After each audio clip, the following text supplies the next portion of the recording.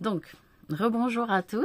J'ai un deuxième sujet à aborder ce matin, mais un peu plus collectif, hein, et surtout pour les femmes, parce qu'apparemment, j'ai des questions. Les femmes ont été quand même pas mal attentives à ce que je disais, en disant que elles sont casse-pieds, hein, sur des côtés avec leur mari, et elles leur en demandent beaucoup. Bon, les maris, ils en demandent beaucoup aussi aux nanas, faut dire ce qui est. Mais par contre, il y a un côté où, tu sais, le mec, il se satisfait quand même globalement de la situation et il en demande pas plus, tu vois, ce qui peut énerver des fois des femmes. Et les femmes attendent comme ça de leur mari que non, ils en demandent plus, ou alors elles, en fait, elles en attendent plus et elles le disent pas. Elles font genre de se satisfaire de la situation, mais en fait, elles sont pas complètement satisfaites de la situation. Et comment on fait pour vivre et pour des fois survivre, hein, dans l'histoire amoureuse, sachant que au fil du temps, il y a tout un tas de détails, de choses qui énervent dans le couple. Et alors que on voyait que des qualités chez le mari, hein, on va parler facilement, voilà, la situation est lisse, c'est marié, voilà. Donc, le mari et la femme, bon, au fil du temps, il y a une espèce de routine, une forme d'ennui. Et alors, il y a des mecs, hein, qui n'arrivent pas à se satisfaire non plus de la situation et que ils sont toujours en attente. Ils sont toujours en attente de nouveaux projets. Alors ils regardent leur femme, bah alors t'as pas d'idée, c'est toujours moi qui amène les projets et c'est toujours moi qui amène les idées. Alors les femmes, elles sont un peu tu sais, du style, mais attends, est-ce que c'est mon rôle, est-ce que c'est à moi de faire le truc? Bah attends, je te propose ça, tu veux faire ça? Non, je veux pas faire ça, non. Bon, après il y a des côtés où, comme c'est ennuyeux des fois ce qu'on a à faire, une balade peut paraître ennuyeuse, ou alors on est allé 50 000 fois déjà à cet endroit et du coup c'est chiant. On a déjà vu ces potes-là la semaine dernière et on peut pas les revoir plus que ça suffit. Ou alors la femme est en train de s'affairer dans son quotidien, dans la gestion de son quotidien, et puis bon, le mari n'aide pas plus que ça, ou alors elle va avoir la malencontreuse idée de le regarder manger, hein, avec beaucoup d'attention, ce qui est, faut pas le faire ça, mesdames, faut dès le départ regarder son assiette quand on mange et manger. Hein, voilà, on regarde de temps en temps son homme comme ça quand il nous parle, mais sinon on regarde pas la manière dont il mange, parce que n'importe quel mec, hein, je veux dire, à un moment donné, on peut lui trouver un truc pas beau à regarder et se dire finalement ce mec là, j'ai fait un blocage dessus et tout, et finalement qu'est-ce qui s'est passé depuis que je l'ai regardé manger? Ben, ne le faites pas. Voilà, ça c'est le premier conseil que je vous donne. Ne regardez pas. Alors il y a des mecs qui ont été bloqués aussi avec des meufs, c'est-à-dire quand ils regardent manger la meuf, c'est important pour eux de regarder manger la fille aussi, parce qu'ils se disent attends, il y a un truc qui se passe quand j'ai regardé et ça m'a gâché mon plaisir. Donc ne vous regardez pas. Si franchement vous arrivez à trouver quelqu'un avec des qualités qui dépassent les attentes de départ, ou qui amènent des qualités qui sont vraiment différentes de ce que vous avez pu rencontrer comme type de qualité jusqu'à présent, et que c'est pour ça que vous choisissez cette personne avec qui vous mettre en couple, sachez, hein, que la bonne attitude, c'est de baisser les yeux. Voilà. C'est de baisser les yeux, de ne pas regarder réellement la personne et de ne voir que ce qu'elle fait et avoir la bonne intention de chercher la qualité d'intention chez la personne qu'a la personne à votre égard en faisant telle chose. Alors, pour les personnes qui ne font pas telle chose, alors qu'elle est demandée par l'un ou l'autre des partenaires, à mon avis, là, il y a un défaut d'intention, de conscience ou d'éveil, ou d'inintérêt ou d'indifférence vis-à-vis de la personne, et on peut se demander pourquoi la personne est en couple si elle n'est pas prête à faire des efforts dans le sens demandé de la personne. Alors, il peut y avoir différentes explications, d'accord? c'est le problème de les efforts ne sont pas compris, en fait. Voilà. Et ne sont pas acceptés par l'autre. Donc, en fait, il y a une demande qui est faite de l'effort. La personne dit oui. Mais en fait, cette demande d'effort, la personne ne comprend pas en quoi ça va changer l'attitude de l'autre à son égard, c'est-à-dire un peu comme ça, genre il m'énerve, il faut qu'il fasse un effort dans ce sens-là, et que donc l'autre il dit ouais, tu vas me demander un effort, mais moi je sens bien que c'est pas ça le problème, donc je vais pas faire l'effort.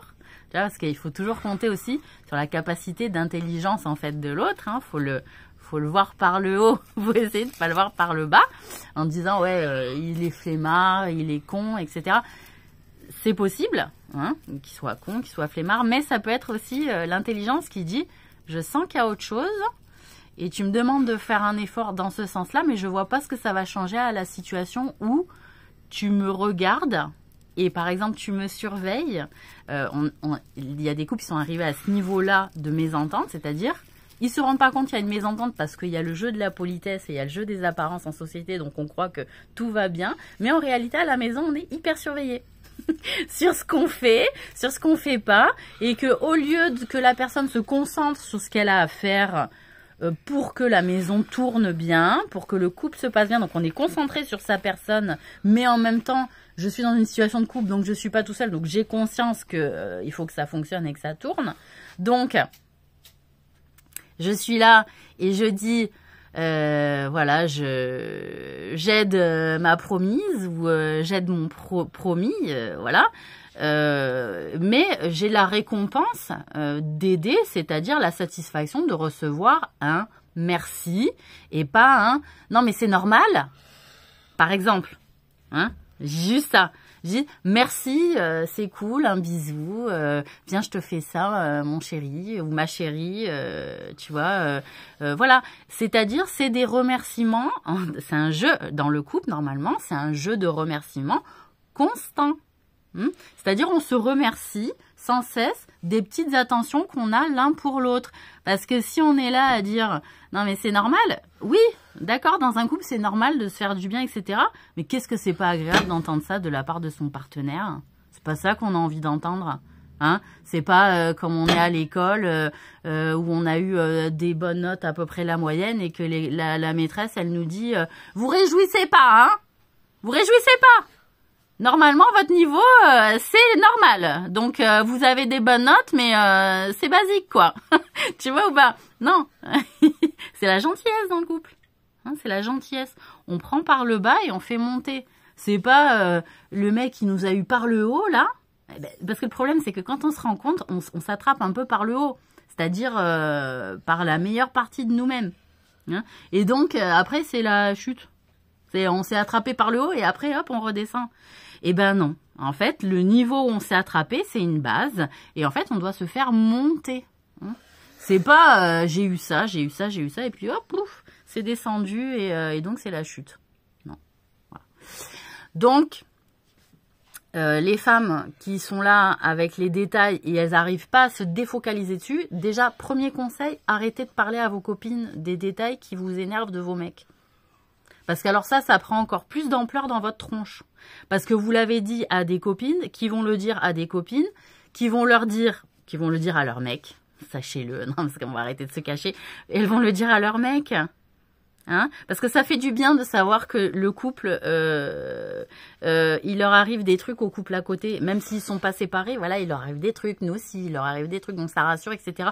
Ne vous parlez pas des défauts de vos hommes, ne parlez pas des défauts de vos femmes à vos amis, parce que vous allez mettre en comparaison, et eux-mêmes, malgré eux, parce qu'ils ont le diable en eux, comme tout le monde, et ils vont vous tenter avec une autre nana, mais regarde, tu crois qu'elle a ce défaut-là, elle, là-bas ou alors la nana et lui, tu crois qu'il a ce défaut-là, ou tu crois qu'il a quoi comme défaut? Et donc, ça vrille dans la tête de la meuf ou du mec, c'est-à-dire d'un seul coup, il va regarder un autre mec, enfin, oui, voilà, dans la situation homosexuelle, et où il va regarder, où elle va regarder une autre femme, ou il va regarder une autre femme, et donc là, t'es là, tu fais, mais mince, qu'est-ce qui s'est passé? Parce que d'un coup, j'ai la tête de quelqu'un d'autre dans mon esprit, et je rentre chez moi, et j'ai pensé à quelqu'un d'autre. avec l'aide d'un ami avec qui je me suis confiée sur la situation. C'est cool, hein? Bien le réseau d'amis, ça va bien. Et pourtant, au départ, quand j'ai rencontré la meuf ou quand j'ai rencontré le gars ou quand j'ai... Bon, ben, qu'est-ce qui s'est passé? Waouh, ah ouais, putain, j'ai passé franchement une soirée waouh, on a discuté et tout. Déjà pour arriver à ce moment, je sais pas si vous le savez les célibataires, pour arriver à ce moment où tu sais, où tu rencontres la personne, où ça fait waouh, tu vois, où tu dis putain j'ai discuté avec la personne et tout, c'est trop bon, trop bien et tout le moment. Tu vois ou pas ce côté-là? Eh ben déjà les gens qui sont célibataires, ils savent que pour arriver à ce moment-là, c'est galère en fait. Ça peut prendre des mois, ça peut prendre des semaines. Donc après tu tombes sur les célibes, tu sais, qui sont rageuses parce qu'elles voient les gens en couple qui sont là en train de faire et t'as la meuf en couple qui se confie à la meuf célib parce que la meuf en couple a besoin de la meuf célib pour se sentir mieux dans sa peau, pour se dire tu vois, au cas où je peux m'échapper, tu vois. Si je dois sortir faire une virée, j'ai une meuf célib, tu vois, elle est pas là, non, avec mon mec on fait ci, non, avec mon mec on fait ça, tu vois. Non mais, voilà, donc, on est là, on passe, tu vois, un moment ensemble et tout, et c'est cool. Mais la meuf célib, elle regarde ton couple. Elle se dit, attends, elle se plaint de son mec, mais attends, moi, son mec, t'as vu comment il est, son mec, avec elle? Il la porte, il la sert bien... dès qu'elle dit un truc, il l'amène quelque part. Et là, moi, elle est là, elle me... Qu'est-ce qu'elle fait, la meuf célib? Elle se met sur son 31 la prochaine fois où elle a invité à la maison. Tu vois? Mais c'est instinctif, quoi. Tu vois, c'est pas que forcément elle a une mauvaise intention, c'est que c'est instinctif, tu vois. C'est-à-dire, attends, l'autre, elle se bave dessus sur son mec, que son mec, tu vois, c'est une perle. Et que les gens célibataires, ils se rendent plus compte des perles que ceux qui sont toujours en couple, qui arrivent toujours à être en couple. Parce que les gens qui arrivent toujours à être en couple, ils sont là, tu sais, toujours portés. Voilà, toujours portés. Hein, faut dire ce qui est, parce qu'on est deux. Quand t'es seul à te porter pendant un certain temps, t'es là, tu fais, ouais, putain, ça coûte cher le deuxième. Hein, vous l'avez senti, les célibes, ça coûte cher le deuxième à l'avoir. Hein. Non, mais voilà. Donc, voilà. Donc, il y a un petit côté où... les filles, arrêtez de parler à vos copines. Voilà. Ne parlez plus à vos copines. C'est quelle que soit la situation, qu'elle soit en couple avec un mec, elle va se comparer avec ton mec, leur mec, le mec de machin, et donc elles vont être contentes s'il y en a une en dessous de leur situation. C'est dégueulasse. Putain, c'est dégueulasse. Et ça augmente le niveau de critique et d'hypocrisie dans vos tronches vis-à-vis de votre couple. Voilà, moi je vous dis ça comme ça. Donc premier conseil, ça. Deuxième conseil, parlez directement au gars. En disant, bon voilà, si je te demande de faire un effort dans ce sens-là, parce qu'alors il y a des meufs, elles sont hyper fortes. C'est-à-dire, elles te demandent au mec de faire un effort dans ce sens-là, d'accord, il faut le dire quand même. Elles te demandent à un mec de faire un effort dans ce sens-là, mais en fait, la problématique, c'est pas lié à cet effort. C'est pour qu'elle tienne dans la problématique, la vraie. Elle demande un truc rien à voir avec la problématique, mais de faire un effort au mec, tu vois. Et le mec, il est pas con, tu sais, il le sent, il le sait, qu'elle trouve un système pour râler, alors que la vraie problématique, elle est autre. Tu vois? Et donc ça, les meufs, beaucoup, elles assument pas, en fait, ce côté-là. Tu vois, quand t'arrives à ce niveau-là clé, hein, de ce petit coincement, là, tu vois, où elles sont là, elles disent, là, c'est les larmes, oui, c'est vrai, c'est pour ça, et gna gna. Bon, t'as compris. Donc là, moi, j'ai envie de dire, les meufs, soyez honnêtes vis-à-vis de vous-même et identifiez correctement la problématique et demandez l'effort correct vis-à-vis de votre homme, hein, ou de votre copine, parce que ça, ce problème-là, c'est pour tout le monde, hein, pour les homosexuels aussi. Donc, soyez honnêtes envers vous-même, arrêtez de vous cacher derrière des pots de banane, hein, ou des pots de saucisson, comme vous voulez. Voilà. Mais, voilà. Je veux dire, il faut identifier la problématique et la nommer et dire, moi j'ai besoin que tu fasses un effort dans ce sens-là. Voilà, donc ça fait du bien. Mais si on est sans cesse en train de vouloir demander des efforts et que le mec, il dit, bon, ben ça je l'ai fait comme effort. Et puis ça aussi je l'ai fait, mais t'attends quoi de moi à un moment donné? Eh ben que tu changes ou que tu sois différent. Là j'ai envie de dire, changer de mec. laissez tranquille le gars, un autre profil de meuf ira, mais dans la tête des meufs, il y a des psychopathes, vraiment, parce qu'elles sont là, elles disent, il n'y a pas une autre meuf qui va y arriver si moi j'y arrive pas, tu vois ce que je veux dire? Donc là, j'ai envie de dire, les meufs, vous êtes dégueulasses et vous êtes égoïstes, parce qu'en réalité, vous vous plaignez de vos hommes, vous les libérez pas, et alors qu'en réalité, d'autres meufs y arriveraient parce que le profil correspondrait peut-être mieux en fait avec la personne, et que vous bloquez. Vous bloquez. Voilà, parce qu'en disant, moi j'y arrive pas, pourquoi moi j'y arrive pas, et pourquoi une autre y arriverait, parce que le gars en soi est bien, tu vois. C'est juste ça bug au niveau du cerveau, parce que ça colle pas, voilà, parce que la personnalité en réalité ne colle pas, parce que même s'il y a des qualités, il y a des trucs, des machins, faut l'humilité de se dire je lâche quoi, ça colle pas, j'y arrive pas, ça marche pas, genre je demande des trucs, c'est vrai, c'est chelou si par rapport à ce que j'analyse vraiment réellement et honnêtement de la problématique, ben en fait, je lui demande des trucs, mais ça correspond pas à sa personnalité, ça correspond pas à son profil. Et puis, il identifie lui-même le problème en disant, mais c'est putain, c'est pas ça le problème. Donc, assumer qu'il y a un vrai problème plus profond que l'effort demandé pour sauver cette problématique profonde. À un moment donné, l'effort fait en surface par l'autre, demandé, ne va pas sauver le problème qui est vraiment à profondeur d'eau,